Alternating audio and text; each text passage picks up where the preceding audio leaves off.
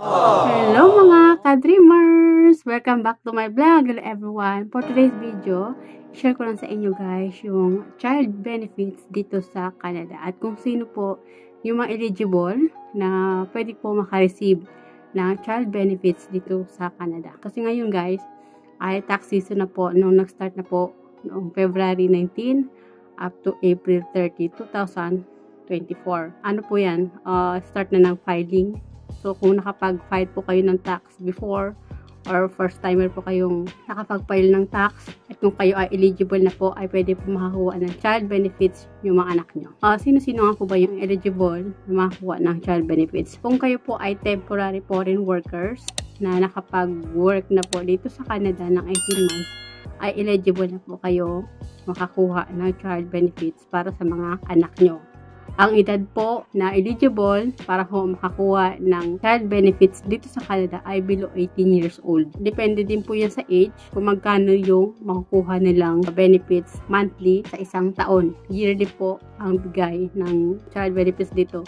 So, binibigay po nila yan monthly. Ako ay wala pa po akong 18 months dito sa Canada, hindi pa po ako eligible para makakuha ng child benefits since wala pa naman po dito yung anak ko. Pag nandito na yung anak ko at naka 18 months na ako, automatic po ay pwede na ako makakuha ng child benefits yung anak ko. Siyempre, hindi naman po yan matik na darating sa inyo. Kailangan nyo rin po yan i-apply sa CRA or Canada Revenue Agency. Pwede din pong online and pwede din pong itawag nyo sa CRA and then pwede din po kayong mag-mail sa kanila. Kaya meron lang kayong pipill up na form para dun sa child benefits. So, dapat ay declare po sila yung family nyo kung nung kayo po ay nag-file ng tax. So, ulitin ko guys, ako ay hindi pa ako eligible na mag-apply ng child benefits para sa anak ko kasi nga po wala pa akong 18 months. Kung dumating na yung anak ko by next year, ay ma-apply ko na po siya ng child benefits. So, malaki-laki din po ang makukuha child benefits dito sa Canada. So, ito yung makukuha nila guys na benefits dito sa Canada by age po. So, ngayon, below 6 years old, ang makukuha po nila na amount sa isang taon ay 7,437 or 619.75 per month. Pag 6 to 17 years old naman, ang makukuha nila na per year ay 6,275 or 522.91 per month. So, malaki na po yung benefits na yan, guys. So, yung bata, pwede pong masave niya yung pera or pwede din pong itulong niya sa magulang niya. Pero karamihan, guys, na nababasa ko, yung nakukuha ng child benefits ng mga anak nila ay nilalagay po nila sa investment or nagiging savings po ng bata. So, napakagandang allowance ito ng mga bata para sila magkaroon ng ganitong benefits. Wait lang, i-convert ko guys kung magkano.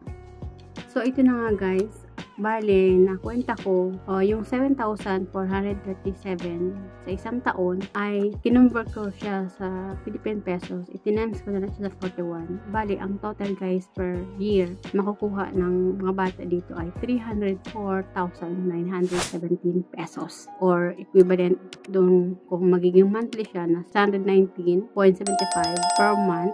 Katumbas nito ay 25,409.75 pesos. So, ang laki po, diba? Biluin nyo, 25,409.75 ang makukuha ng batang 6 years old na bata pababa. Buwan-buwan yan, guys.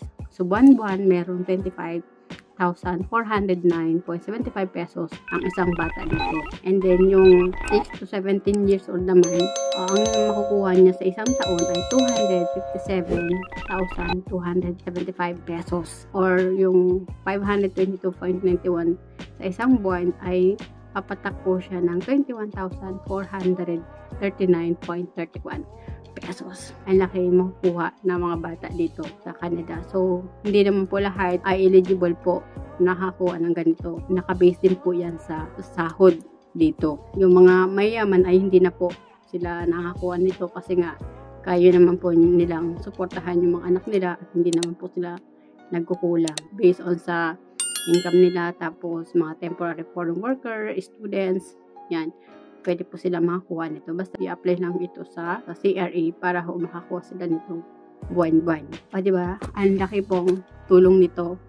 Lalo na kung itong nakukuha na to ay ilalagay sa tama para sa mga bata like savings or gagawin sa lalagay sa investment, sa mutual funds. Yung pera ng bata ay lalaki, magkakaroon, dadagdagan siya kasi nasa investment siya. Pero itong ano kasi na to ay para matulungan yung mga bata at matulungan din yung mga magulang, lalo na short sila sa pagbili ng grocery, pagbabayad ng bahay, yung mga lahat ng mga expenses dito kasi talagang tumataas na rin mga bilihin. So yan lang ang kagandahan dito kasi nga mararamdaman mo talaga yung benefits, tapos meron ng ganyan, tapos libre pa sa pag-aral dito hanggang high school. Walang gastos. Merong sasakyan, meron silang service, okay? At sundo sila, walang gastos. Ang bibili mo lang sa mga konting mga pangailangan lang sa school. Yun lang ang bibilin mo. Pero kung ipapasok mo sila sa private, ay malaking ano po yun. Mahal din po yung babayaran nila. So, karamihan dito ay talagang sa public po, pinapasok yung mga bata. Kahit yung anak ko, kung dumating na rin siya dito, public ko rin po siya ipapasok. Kasi libre lahat. Libre na service. Wala ka na po pagbayad sa paghatid sundo kasi nga may service na. So, yun lang talaga guys ang kagandahan dito sa Canada. Kasi nga, yung mga bata ay meron pong mga allowance na galing sa gobyerno. Yun lang guys, na-share ko lang sa inyo about dito sa child benefits dito sa Canada. So, yun lang guys. So, guys, if you find my video helpful, please subscribe naman po and do like and share na rin po. Kung nagustuhan niyo po yung mga video ko ay nakakatulong po sa inyo, please pakiclick din po yung notification para ma-notify po kayo sa mga bago kong video. So, yun lang guys. Good luck po. Sana nandito na rin po kayo para ma-experience nyo rin po itong child benefits ng mga bata dito sa Canada. Thank you so much. Bye. God bless us all.